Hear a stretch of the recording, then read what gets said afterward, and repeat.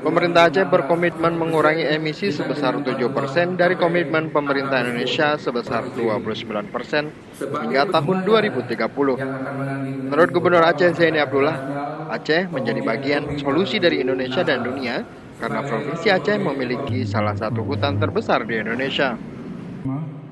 Dalam seminar perubahan iklim yang dihadiri perwakilan dari 8 negara Eropa dan Amerika di Banda Aceh, Zaini Abdullah mengatakan, Provinsi Aceh bahkan mampu berkontribusi mengurangi emisi sampai 20% jika bantuan APBN dan bantuan internasional tersedia.